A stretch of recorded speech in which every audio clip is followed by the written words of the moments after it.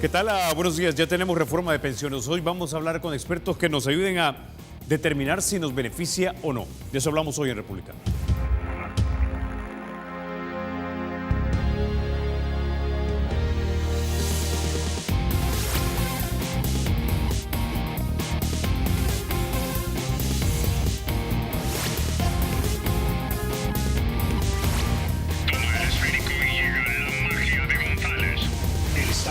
Será siempre libre e independiente y no será jamás el patrimonio de ninguna familia ni persona.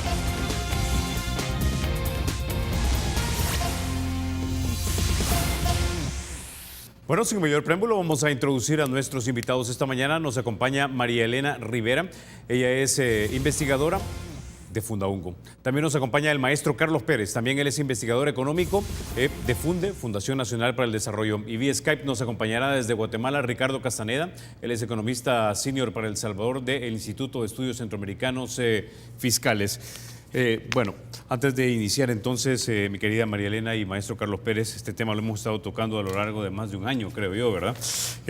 Quiero que pongamos en pantalla, porque yo creo que esta reforma de pensiones ha dejado a muchas personas con las cejas levantadas o rascándose la cabeza. Quiero que pongamos en pantalla lo que dijo ayer el maestro Rolando Mata del FMLN, diputado por el FMLN, se lo dijo a Sergio Méndez en 8 en punto. Dijo, el tema de las pensiones se ve y se toca con ideología, por eso es que la gente no percibe las ganancias, así lo dijo él. Escuchemos ahora lo que dijo una fuente completamente distinta, y es el arzobispo de San Salvador, Monseñor Escobar Alas. Escuchemos lo que dijo. Lamentablemente, dicha reforma no beneficia a los trabajadores. Por el contrario, los trabajadores deberán aportar el 15% de su salario mensual en vez del 13%. Ok, antes de continuar entonces con República, quiero que pongamos en pantalla, hemos hecho un sondeo nosotros a través de nuestra cuenta de Twitter. Dice, mañana hablamos con expertos en el tema de pensiones, Fundaungo y Funde estará con nosotros. ¿Creen que la reforma al sistema de pensiones benefició a los trabajadores? Tenemos hasta el momento 286 votos, los que dicen que sí es el 14%, los que dicen no es el 72% y los que dicen no sé es el 14%. Hay que aclarar que este no es un sondeo científico, pero es un termómetro que solemos usar aquí en República. Entonces, María Elena, voy a comenzar con usted. Le voy a hacer la pregunta porque es lo que la gente quiere saber. ¿Realmente los trabajadores se beneficiaron con esta reforma de pensiones o no? Realmente muy poco. Si hablamos por los elementos que podemos analizar, un sistema de protección social, un sistema de seguridad social, en términos de cobertura, no hay ninguna medida o reforma que haya sido introducida para ampliar esta cobertura. La única que se está atendiendo es la brecha que existe entre los trabajadores que sí cotizan al Seguro Social, pero no lo hacen al régimen de pensiones. Para esto se propone una base de datos unificada donde esté tanto los trabajadores del régimen de salud como los del régimen de pensiones, y así sea más fácil detectar quienes no están cotizando al régimen de pensiones. Sin embargo, desde Fundaungo la propuesta era que se buscara una recaudación centralizada. Eso podría asegurar aún más que esta brecha se pudiera cerrar. Con respecto al financiamiento, hay medidas que podrían beneficiar a los trabajadores, pero depende de su implementación y de la eficiencia con la que se haga y de cómo también se vayan desarrollando diferentes instrumentos. Estoy hablando de los multifondos. Esto va a permitir diversificar las inversiones que tiene el fondo de pensiones, que ahora van a ser varios fondos de pensiones, y pudiera aumentar la rentabilidad para tener un impacto en el beneficio. Porque en el beneficio, si bien con respecto a la propuesta que tenía la coalición de partidos, que es prácticamente la base para la propuesta que se aprobó, sí se han aumentado las pensiones de referencia, es decir, se ha partido de un piso más alto para calcular las pensiones. En el caso de las pensiones de vejez, de 42% a 50%, y en el caso de las de invalidez, de 33.5 a 36%. pero en general la tasa de reemplazo, ¿verdad? No hay todavía alguna estimación que nos pueda decir que se ha mejorado. Hay estimaciones, como habíamos estado conversando previo, que sí muestran que han bajado los beneficios. Sin embargo, esto también sería muy importante verlo, y sobre todo hay que decirlo, y hay que decirlo bien claro, hay incertidumbre ante las medidas que se han tomado. A ver, ¿por qué? Porque se han modificado parámetros importantes como la devolución del 3% de la cuenta de garantía solidaria, que no cuenta con una evaluación actuarial. La propuesta de la coalición tenía una evaluación actuarial. Si tuviéramos que traducir eso realmente, ese 3% que no tiene un respaldo de valoración actuarial, ¿qué exactamente es lo que me está diciendo?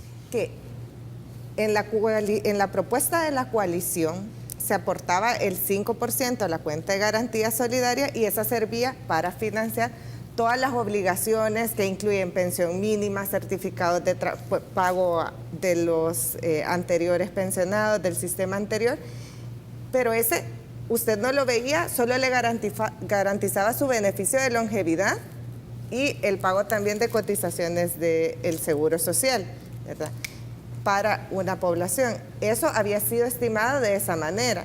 Sin embargo, con la reforma que se aprobó, se han hecho modificaciones. Una bastante significativa es que de ese 5% que usted aporte, le van a devolver el 3%. ¿No es el 5% que me van a devolver? No, porque el 2% se ocupa para pagar el beneficio de longevidad. Le devuelven el 5% total a quien solo puede optar a devolución de saldo, pero a todos los cotizantes que cumplan con los 25 años de cotización, es decir, que puedan optar a una pensión, solo le devuelven el 3%, pero ese es el 60% de los aportes a la cuenta de garantía solidaria.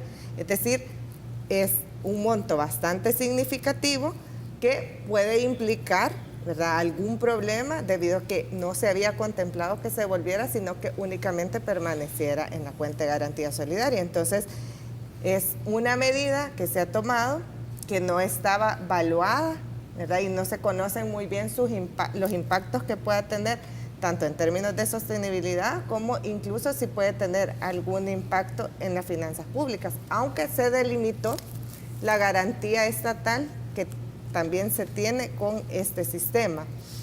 Y para finalizar, en administración siempre se ha mencionado que es necesario aumentar la competencia, que por el tamaño del mercado es bien difícil que entren a AFPs, pero hay otras medidas y ninguna de estas medidas fue implementada en los ahorros obligatorios o en las cotizaciones obligatorias. Esto sigue dejando a los trabajadores sin muchas opciones y a las empresas, a las administradoras de pensiones, sin incentivos para poder mejorar las condiciones que otorgan a los trabajadores. Únicamente se ampliaron las administradoras para la administración de los ahorros voluntarios, pero también esperamos que sea la normativa técnica necesaria se haga rápido y con la debida agilidad para que pueda empezar a operar este tipo de medidas. Ok, maestro Carlos Pérez, también la misma pregunta. ¿Realmente se beneficiaron los trabajadores en esto? No quisiera su valoración inicial. Bueno, la verdad hay aspectos positivos de la reforma y aspectos no tan positivos. Yo decía de que habría que separar los cotizantes en dos grupos. Un grupo es los que ya estamos ya tenemos varios años de estar trabajando y cotizando al sistema de capitalización individual, que hemos estado pues durante 10 años o menos, 8 años, devengando nuestro ahorro a una tasa de interés muy baja y por lo tanto el ahorro acumulado también ha sido bajo. Y todo este grupo de personas no se va a ver beneficiado con la reforma porque digamos, a alguien que le falten entre 6 y 10 años para retirarse, va a haber reducido su ahorro individual de 10.8% que se ahorraba antes a 8.1% de aquí hasta 2027. Entonces prácticamente casi todo el tiempo que le falta de cotizar va a cotizar menos a su cuenta individual y eso va a hacer que el valor de su pensión sea menor a la que hubiera recibido en el sistema que acabamos de dejar. A pesar de que se le devuelve una parte, que es lo que hemos estado hablando con María Elena, de ese aporte que se hace a la cuenta de garantía solidaria. Ahora bien, el otro grupo son los trabajadores nuevos, los que recién están entrando al mercado laboral y los jóvenes que van a entrar en los años que vienen. Ellos van a ahorrar, si bien es cierto, en los primeros años 8.1, pero la ley establece un periodo de transición que es bien largo, hasta 2050. Pero jóvenes que están comenzando van a poder ir ahorrando cada vez más a su cuenta individual y de paso la ley establece que se le va a devolver ese aporte de garantía solidaria, 3 puntos. Estas personas van a haber aumentado su pensión en términos de valor actual. ¿Por qué? Porque la pensión va a quedar estable de manera vitalicia. Y esa es la ganancia, porque en el sistema anterior el valor de la cuenta individual tenía un final, que es lo que se ha criticado en muchas ocasiones, que debido al poco ahorro, el valor de la pensión que se calcula al momento del retiro dura 7 años, 8 años, dependiendo de cuánto se haya ahorrado, y luego baja la pensión mínima. Entonces una persona, digamos que le calculen su pensión en $500, durante 7 o 8 años recibe esos $500 mensuales, pero luego se le termina su saldo y cae a 207.60. Entonces ese golpe que recibían los pensionados o que reciben los pensionados hoy en día, porque todavía los que están con el antiguo sistema, ya no se va a tener en el sistema reformado, porque el valor de la pensión permanece estable durante por lo menos 20 años, porque durante esos 20 años se le va a estar devolviendo, la ley dice que el aporte que se haga a la cuenta de garantía solidaria, 3 puntos, se le va a devolver en 240 cuotas, esos son 20 años. Entonces, a una persona que tenga una pensión, qué sé yo, de $400, se le agrega 15, 20 dólares mensuales de esa devolución y eso va a tener durante 20 años. Luego le baja un poquitito nada más porque se le terminó la devolución y ya queda de por vida $400 de pensión. Entonces no va a tener un trauma tan fuerte de bajar de 500 a 207. Entonces, resumiendo, esos dos grupos. Los que ya estamos metidos en el sistema y hemos estado sufriendo bajas tasas de rentabilidad, ya es bien difícil que obtengamos beneficios. Los nuevos sí van a tener beneficios. Entonces, el reto es incorporar a más gente al sistema, porque lo que hemos dicho siempre, la cobertura no se ha tocado. Y se podía hacer algo por la cobertura en la reforma, pero no se hizo nada. Entonces, lo que queda de aquí en adelante, y en eso pues tiene que tener un papel muy importante el comité actuarial y también nuestros políticos, de que comiencen a hacer ajustes ya para darle sostenibilidad en el largo plazo y también para ir abordando el tema de la cobertura, porque los jóvenes sí van a tener beneficios en el futuro. Ok, entonces, digamos para recapitular, uno de los beneficios que tiene esta nueva reforma al sistema de pensiones es que básicamente, si yo tenía una pensión de $400, presumiendo entonces que ganaba $800 aproximadamente, esa pensión no me va a bajar a los $207 en el transcurso de mi vida hasta que me muera. Ese es uno de los beneficios. Sí, la estabilidad de la pensión. Exacto. A mi ver, ese es el mayor beneficio que obtienen los trabajadores. El sacrificio son los 2 puntos adicionales, bueno, un punto que paga el trabajador de su salario. Ese es el sacrificio, pero sí van a tener un beneficio en el futuro, especialmente los jóvenes. Ahora, lo que van a percibir como tal vez no un beneficio en este momento, aunque hay que verlo como inversión, es que van a tener que contribuir más de su cheque bimensual. Claro. Sí. Claro. Bueno, un punto porcentual más el trabajador y un punto porcentual más el empleador. ¿Eso cómo se va a distribuir? Se ha establecido un decreto transitorio porque se dice que se va a cotizar 11, en la ley está que va 11.1 a la cuenta individual de ahorro para pensiones, pero eso va a pasar hasta el 2050. Es decir, en la actualidad no va a ir 11.1 a la cuenta individual de ahorro para pensiones, en la actualidad va a ir únicamente 8%. Y es lo que mencionaba Carlos, que voy a estar ahorrando prácticamente 2.8% menos a mi cuenta individual de ahorro para pensiones. Entonces la gente que no va a llegar cotizando hasta el 2050 realmente no va a llegar a cotizar 11.1 a su cuenta individual de ahorro para pensiones. La comisión bajó Y de ese 15%, 8% va a ir a la cuenta individual de ahorro para pensiones, 5% a la cuenta de garantía solidaria, que es este fondo colectivo de la cual se va a hacer cargo del pago de la pensión mínima, del pago de las pensiones, de los certificados de traspaso y certificados de traspaso complementario, de los beneficios de longevidad. A este va a ir el 5% y la comisión actualmente es el 1.9%. De 2.2% que estaba, bajó a 1.9% para cubrir tanto la comisión neta como el seguro de invalidez y sobrevivencia, que también es parte del sistema de ahorro para pensiones.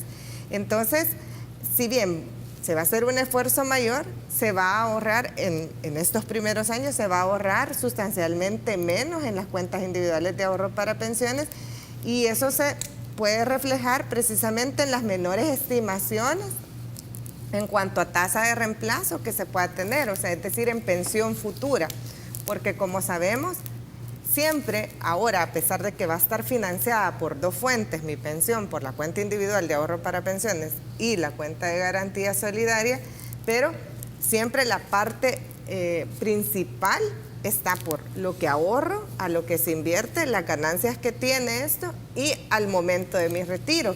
Un cambio bastante importante también en términos de equidad es este paso de la renta programada, la fórmula de renta programada que se tenía, que tomaba en cuenta las tablas de mortalidad diferenciadas por sexo, afectando a la mujer, porque la mujer tiene una mayor esperanza de vida al momento del retiro. Entonces eso... Mayor esperanza de vida, ganan menos dinero y cotizan menos tiempo. Exacto. Entonces, un menor monto acumulado se le dividía por más tiempo. Entonces, esto como resultado tenía una menor pensión. Pero en este caso se ha pasado a, en vez de usar la fórmula de renta programada, se ha cambiado la fórmula de renta programada porque se sigue llamando renta programada en la ley, pero es a dividir entre 240 mensualidades, a lo que llamamos 20 anualidades, el monto que yo tengo. Entonces eso ya es igual para ambos sexos, ¿verdad? Tanto ahora, hombres y mujeres van a utilizarse la misma fórmula de cálculo. Quiero que toquemos ese tema porque aparentemente se oye bien, pero si antes supuestamente la cuenta individual te iba a durar de 3 a 6 años, según Fundem, recuerdo que me lo dijeron tanto el maestro Carlos Pérez como Rommel Fernández, si ahora te lo dividen en 20, o sea, da la impresión como que te bajaría la mensualidad, pero eso quiero que me lo expliquen luego, porque mucha gente lo que se pregunta entonces ahora, ok, ya me dijeron de que de repente la pensión no me va a bajar tanto, ya lo dejaron claro ustedes. Pero la pregunta es, ¿cuál es el porcentaje de tasa de reemplazo con respecto al salario? Para que la gente nos entienda, la tasa de reemplazo, una vez más hay que decirlo, es, si yo ganaba $1,000, me van a quedar $750, que sería el 75%, eso es la tasa de reemplazo, o va a ser 40%, serían $400 de $1,000. A la mayoría de personas, ¿cuál va a ser el porcentaje del promedio de sus salarios que le va a quedar ya como pensión? De acuerdo. Maestro Carlos Pérez. Bien. La reforma, con la reforma no se puede obtener una tasa de reemplazo estándar para todos, depende del salario. ¿Por qué? Bueno, con las personas que tienen un salario bajo, hablemos de alguien que gana el salario mínimo, la ley tiene una garantía de la pensión mínima, que en estos momentos está en 207.60. Entonces, si nos quedamos solamente con el cálculo puro de la fórmula que mencionó María Elena, esta persona debería tener una pensión de $100. Pero la ley dice, y eso es una garantía constitucional, de darle una pensión mínima que son 207.60. Por lo tanto, esta persona de salario mínimo $300 va a tener una pensión de 70% de su salario. A medida va aumentando el salario, llega hasta más o menos un salario de $700 o $750, todavía gana la pensión mínima, ¿sí? 207. Entonces, el porcentaje o la tasa de reemplazo va a ir reduciéndose en la medida que va subiendo el salario, hasta llegar a un tope. Ya alguien que gana de $1,000 para arriba va a tener una tasa de reemplazo, digamos, si se mantienen las tasas de rentabilidad como han estado en este momento entre 4, 4,5%, una tasa de reemplazo de entre 35 y 40%. Sí, dado que la reforma ha incluido una diferenciación en las inversiones por los multifondos, en las cuales los jóvenes tienen la oportunidad de invertir sus fondos, sus ahorros en opciones de inversión de más rentabilidad, ellos van a tener una tasa de rentabilidad más alta y por lo tanto la tasa de reemplazo también va a poder subir a un 45-50% en un futuro. Es decir, alguien que de repente ganaba $1,000 va a poder recibir $500 en lugar de 300 o 350 dólares, que es entre 30 y 35%. Exacto. Si se aumentara la rentabilidad Sí, a partir de estas nuevas medidas que van a permitir diversificar, bueno, dividen, ahorita tenemos un solo fondo de pensiones y ese se invierte por igual en determinados instrumentos. Con esta reforma de los multifondos, lo que hace es que se determinan, de acuerdo a las edades de la gente, diferentes fondos o formas de invertirlo, y lo que se pone son límites a la renta en instrumentos, a la inversión en instrumentos de renta variable, ¿verdad? Entonces, lo que se hace es que son 4 fondos los que se han definido. Uno es el fondo de crecimiento, que sería el de más alta rentabilidad, pero el de más alto riesgo.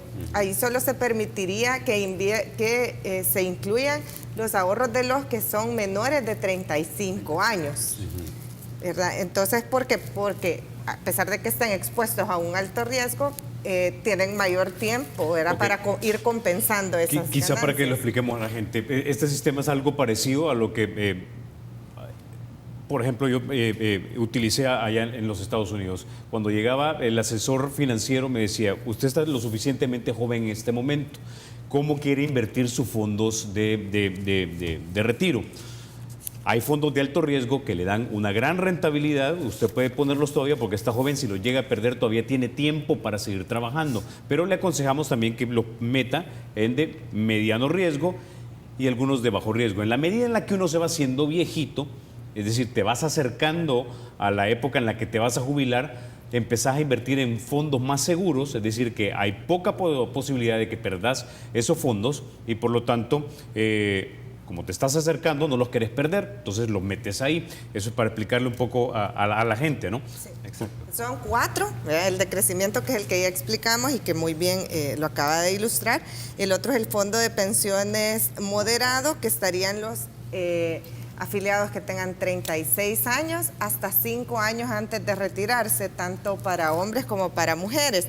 Y para aclarar también el punto, no es que uno invierta todo su fondo de pensiones, sino que en el primer fondo, en el de pensiones de crecimiento, solo se permite entre el 30% y 45% en instrumentos de renta variable. En el moderado, entre el 20 y 30%. El otro es el fondo conservador, que ya es para los próximos a jubilarse, que estaría entre el 0 y el 20%, y el especial de retiro, que sería para todas las cuentas de pensiones de los optados actualmente. Es algo también bien importante que hay que decir, que si bien se han establecido edades, también en esto podría tener un rol la decisión del afiliado. Sin embargo, no se han también implementado medidas de educación financiera, educación previsional, o no se también conoce cuál es la estrategia que se va a llevar a cabo, cuál es el rol de asesoría que se va a jugar para que la gente pueda tomar las decisiones de acuerdo también a su decisión, su aversión al riesgo o sus consideraciones propias, para que puedan aprovechar de mejor manera estos instrumentos que se están incorporando en la ley. Entonces, este tipo de cosas, y también se cambian algunos límites en inversiones, se aumenta el límite en inversiones de, si no me equivoco, de sociedades salvadoreñas de carácter privado, y también se autoriza la inversión en reportos, ¿verdad? Entonces, esto permitiría diversificar. Sin embargo, es necesario, ¿verdad?, que se implementen de manera rápida y de buena forma y de forma eficiente, para que de verdad puedan tener un impacto en la rentabilidad y eso pueda también mermar un poco el efecto que está teniendo definitivamente el menor ahorro en la cuenta individual. Ok, vamos a irnos a la pausa con eso, nada más para recapitular entonces las ganancias para ustedes que son trabajadores. Por un lado, esto que tal vez algunos no lo vean como ganancia, es vas a poner un 1% más en tu contribución por cada cheque. Esto es 1 centavo por cada dólar. $100 sería $1. Vas a poner de más. Si ganas $300, son $3 más, ¿no? En cada cheque. Eso por un lado. Por el otro lado, no te va a bajar tanto la pensión por el apoyo del fondo colectivo. Ya vamos a explicar un poco más de eso. Y lo tercero es, los que tienen 35 años o menos tienen posibilidad de que su tasa de reemplazo, es decir, la pensión que vas a recibir sea probablemente de 40 o 45%, dependiendo de dónde te lo inviertan ese dinero. Y para eso te van a preguntar. O puede ser que no te pregunten, no lo sé. Eso vamos a determinarlo cuando regresemos. Porque pueden haber fondos de alto riesgo que te dan mucha rentabilidad, de moderado riesgo que te dan más o menos, y los que vamos a invertir nosotros los viejitos en bajo riesgo porque ya estamos a punto de jubilarnos y no queremos perder ese dinero. Esas son las 3 ganancias que vamos a tener por lo menos y que hemos recapitulado en este momento, lo que nos dijo tanto el maestro Carlos Pérez como María Elena Rivera. Vamos a la pausa. Cuando regresemos profundizamos en esto de los fondos colectivos. Antes de eso, déjeme contarle. El Banco Promérica apoya a la Fundación Actuar es Vivir, que ayuda a la prevención y detección de cáncer de mama y cérvix. La Fundación Actuar es Vivir, desde sus inicios, ha logrado a través de charlas concientizar sobre la prevención de cáncer de seno y cérvix a más de 4.140 mujeres. Ya volvemos.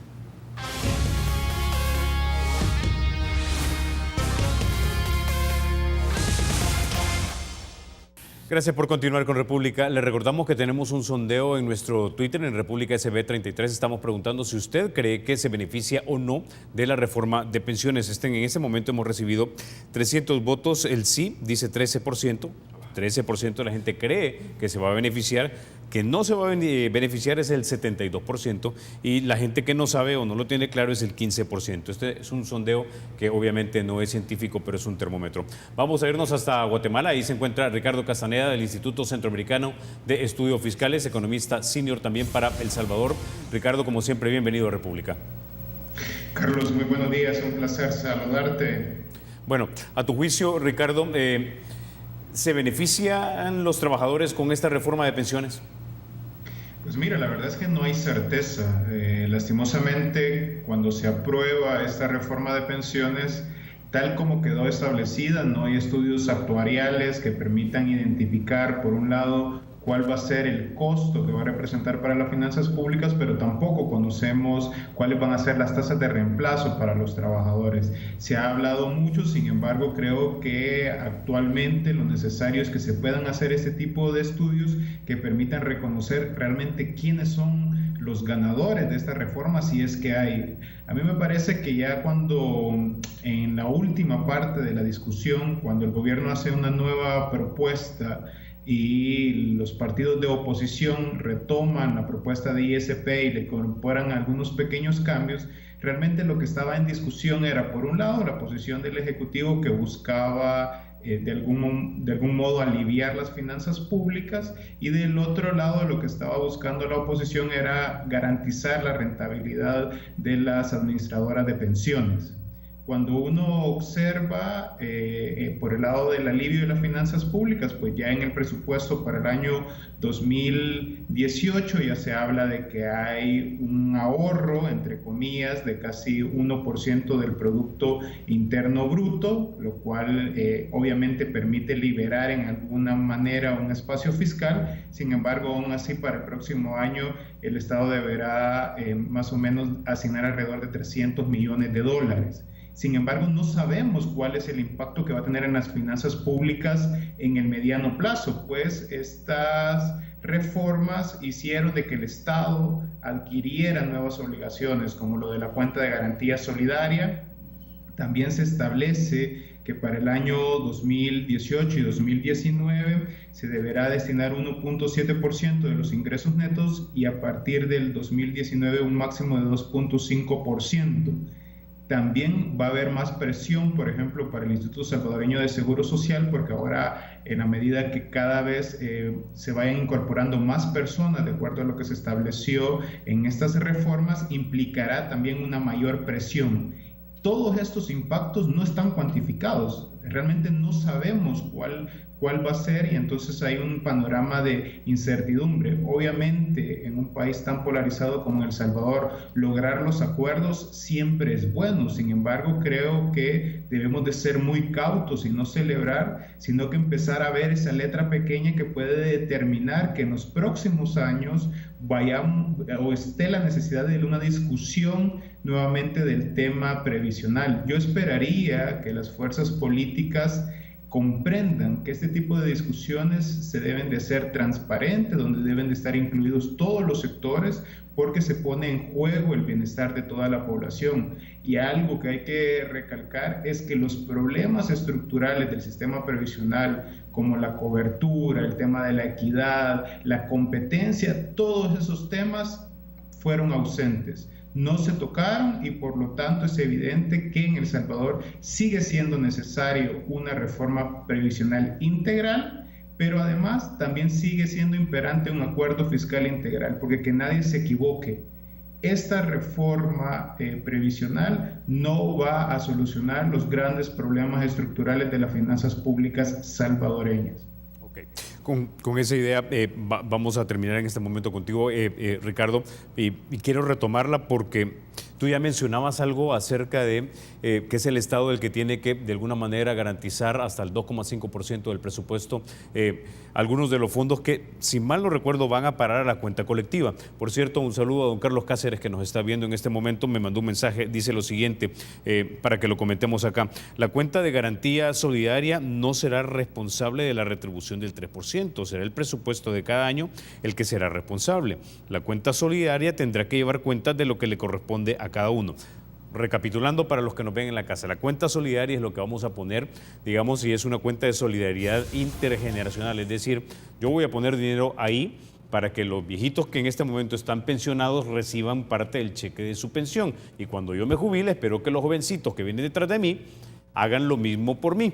Ahora, quiere decir que este fondo, maestro Carlos Pérez, no es enteramente autosuficiente, porque necesitamos del dinero del Estado. Y aquí es donde mucha gente se pregunta, bueno, si parte del complemento de mi pensión, para que no me caiga, lo que hablábamos en el segmento anterior, va a depender de la plata que le pueda aportar el gobierno, ¿qué garantía tengo yo que cuando yo me jubile voy a tener ese complemento? Es decir, en este momento tenemos problemas hasta para pagar precisamente pensiones o el pago a cuenta de las pensiones anteriores, lo que ya me prestamos. Claro.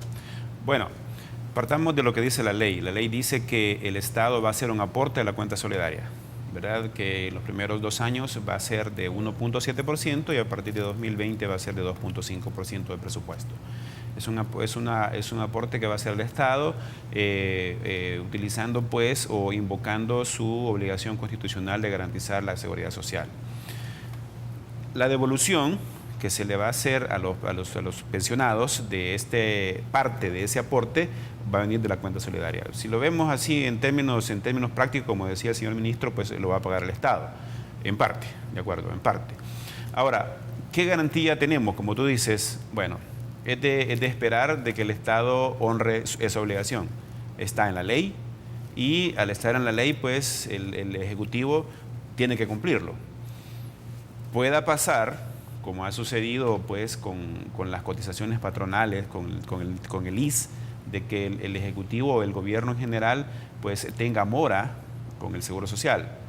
Puede suceder eso en el futuro, porque de la liquidez del Estado pues no podemos estar seguros. Pero sí, lo que tenemos en este momento es lo que la ley lo que ha quedado establecido en la ley, y es de que el Estado va a hacer ese aporte, que lo va a cumplir fielmente todos los años, porque va a estar incluido en el presupuesto, y de ahí pues se va a nutrir la cuenta de garantía solidaria para poder pagar esta devolución y todas las otras obligaciones que va a tener esta cuenta, que son también la pensión mínima, los certificados de traspaso, el pago de los optados. Y eso es algo importante, que, bueno, haciendo referencia a lo que mencionaba Ricardo, de que el Estado va a tener más obligaciones. Sí, pero también va a tener menos en otros ámbitos. va a tener ese aporte de 2.5% del presupuesto, pero ya no va a tener que pagar de su presupuesto de todos los años directamente el pago de las pensiones mínimas ni de los optados, porque esa carga pasa a la cuenta de garantía solidaria. Entonces hay una especie de compensación, que si hacemos un costo-beneficio, el Estado sale ganando, porque, por ejemplo, para este año, para 2018, el Estado tenía que aportar, qué sé yo, 350 millones en ese concepto de pensiones mínimas, de pago optados, pago de certificados de traspaso. Con la reforma solo va a poner el 1.7% del presupuesto, que son 85 millones de dólares. Va a ir subiendo en el tiempo, pero no va a llegar al monto que hubiera llegado las obligaciones que tenían en el sistema que acabamos de dejar. ¿Que eran aproximadamente cuánto? Va subiendo en el tiempo, que va pasando, digamos, comenzó poco, 100, 150, 200, 300 millones, e iba a llegar a unos 1.000 millones en los próximos 10 años, que es una carga súper fuerte para el Estado. Y eso se suaviza tremendamente, porque te decía, en el primer año va a ser 80, 85 millones, depende de cuánto quede el presupuesto al final, y va a subir hasta 2.5%, que puede ser, digamos, en 2020, 150, 200 millones como máximo.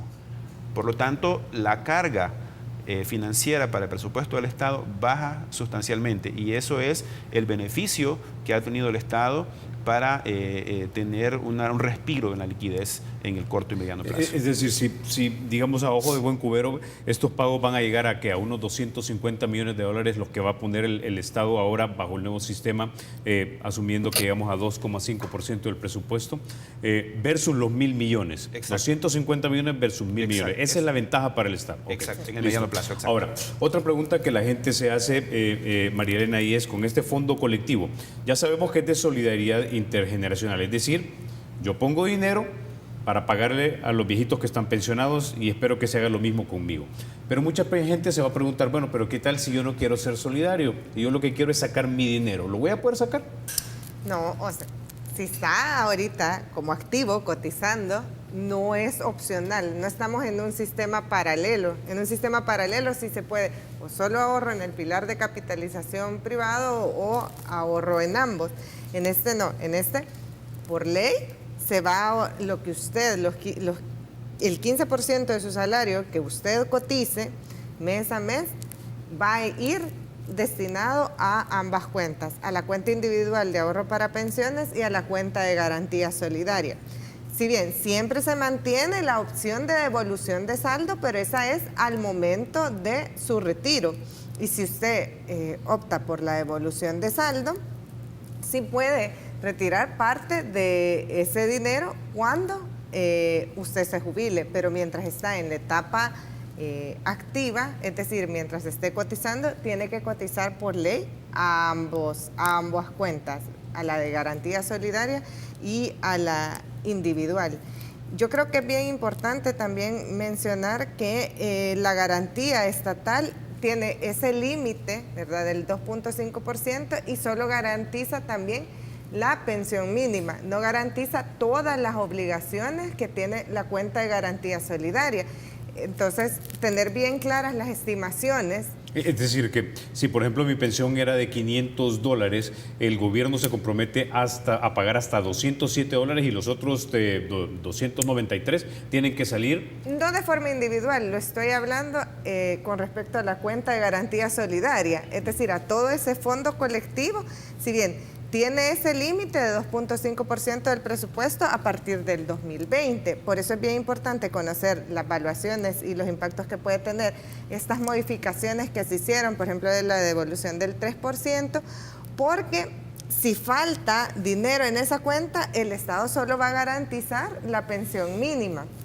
Pero hay otras obligaciones que tiene, como el pago a los optados, los beneficios de longevidad, que no están garantizadas por ley. Entonces, sería bien importante conocer también qué impactos puede tener esos movimientos que se han hecho en la cuenta, para saber si va a ser suficiente con ese 2.5% que va a aportar el Estado y con el dinero que estamos aportando todos los trabajadores. Algo me llamó la atención de lo que usted dijo hace unos segundos, María Elena, y es, no están garantizados por ley los beneficios de longevidad. ¿Qué quiere decir eso exactamente? Quiere decir que En la ley se establece la garantía estatal.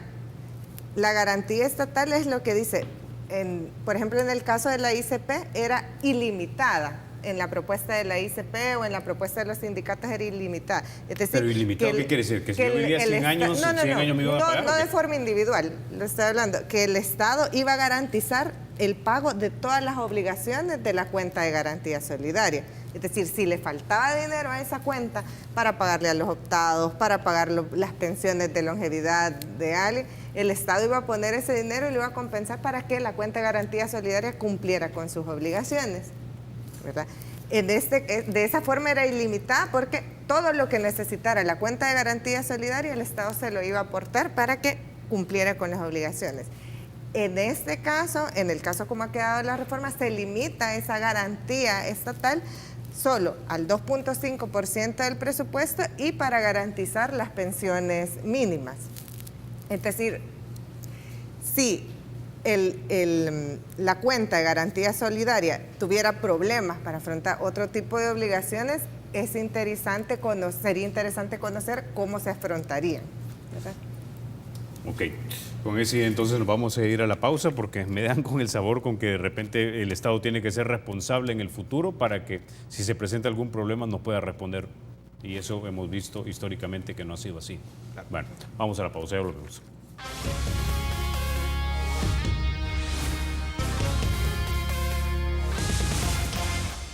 Gracias por continuar con República. Quiero que pongamos en pantalla algo de lo que dijo Mario Ponce, jefe del partido Concertación Nacional, jefe de fracción.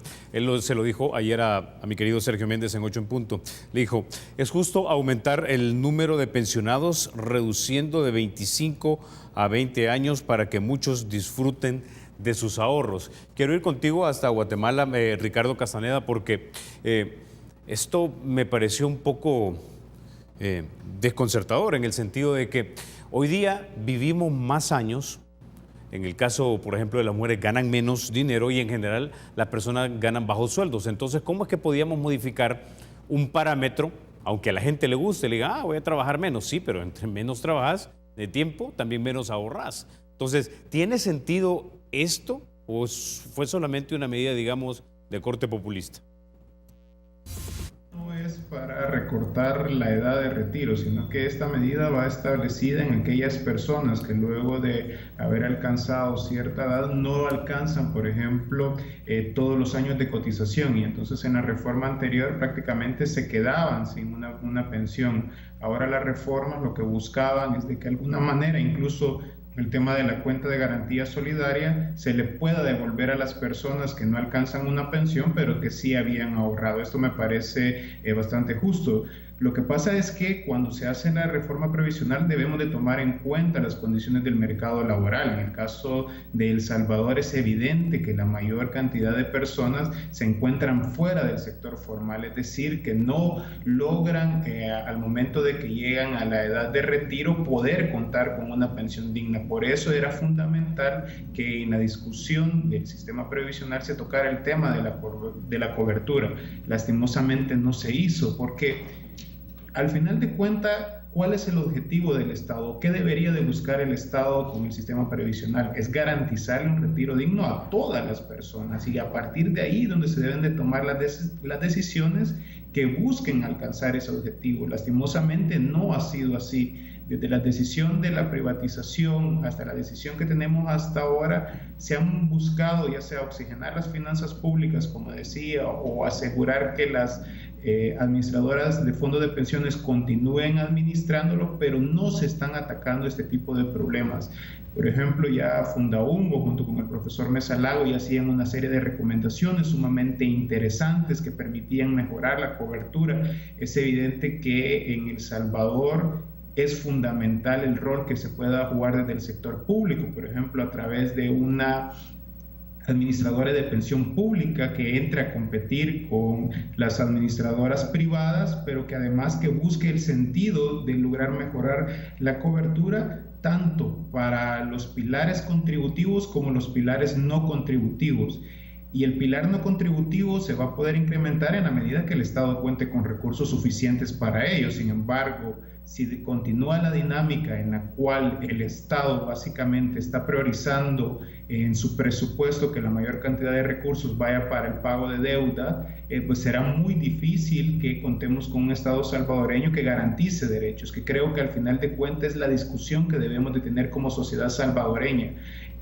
Durante los casi un año anterior, toda la discusión estuvo de que quién debía de administrarlo, si debían de ser las AFP o debía de ser el sector público, y se perdió en ese debate la riqueza de poder realmente resolver esos problemas estructurales. Obviamente no hay una receta, la receta siempre debe de ser elaborada mediante la discusión de todos los sectores, y eso es muy importante. Todos los sectores deben de participar en las decisiones de política pública, no se deben de hacer las negociaciones a puerta cerrada, sino que se deben de hacer de cara a la ciudadanía, pero con respaldo técnico, porque como muy bien apuntaba María Elena, ahorita hay mucha incertidumbre, no sabemos exactamente cuál va a ser el impacto, sobre todo en las finanzas públicas en el mediano plazo. En el corto plazo pareciera que hay un ahorro, pero en el mediano plazo no lo sabemos. Tiempo. Te agradezco que hayas estado con nosotros en República, directamente desde Guatemala. Ricardo Castaneda, del ICEFI, Instituto Centroamericano de Estudios Fiscales. Entonces, tengo un minuto para ustedes, pero realmente reducir a 20 años la cantidad de años que cotizas era... Pero es que no es directamente así. Se habla de que los que llegan a 20 años sí pueden tener no una pensión mínima, sino un beneficio económico permanente. Es decir, que este beneficio económico permanente se lo van a calcular de acuerdo a lo que usted tenga acumulado en su cuenta y lo que tenga de esperanza de vida. Y este beneficio económico permanente pudiera ser incluso menor que la pensión mínima, es decir, que como beneficio económico permanente le pueden dar $50. Es decir, entonces, al llegar a los 20 años básicamente ya voy a tener algo, por lo menos que me puede... Okay. El beneficio que tiene es que sí va a poder cotizar y va a tener la cobertura del régimen de salud. Como dice Ricardo, sí es verdad, hay que tener en cuenta el mercado laboral para poder flexibilizar estos parámetros del sistema, pero de verdad también tener en cuenta las diferencias sustanciales que tiene el beneficio económico permanente con una pensión. Ok, maestro Carlos Pérez, tiene la última palabra. No, igual pues este beneficio permanente actualmente, o el sistema que ya dejamos, se lo devolvían de una sola vez al pensionado, al cotizante, porque no cumplía con la edad mínima de 25 años.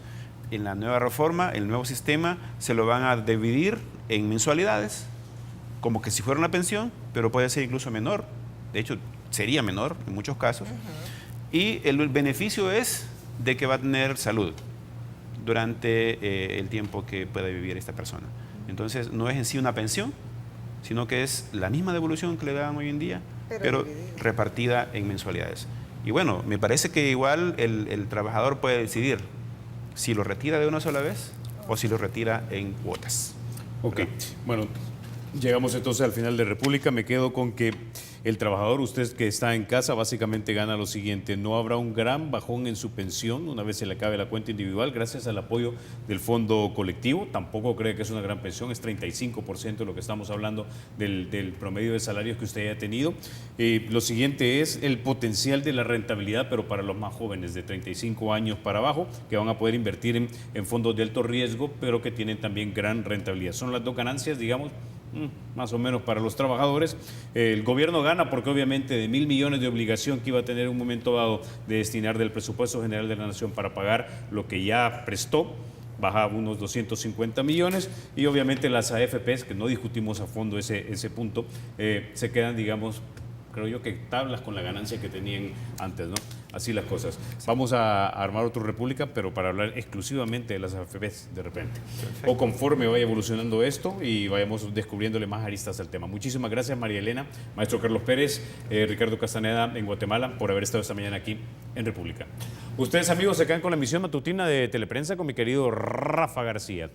Soy Carlos Toledo, gracias por vernos. Rafa. Hola Carlos, gracias, muy interesante, un tema por supuesto que da y dará mucho que hablar porque le interesa desde luego a la mayoría de los salvadoreños. Gracias, un saludo para tus invitados. Estamos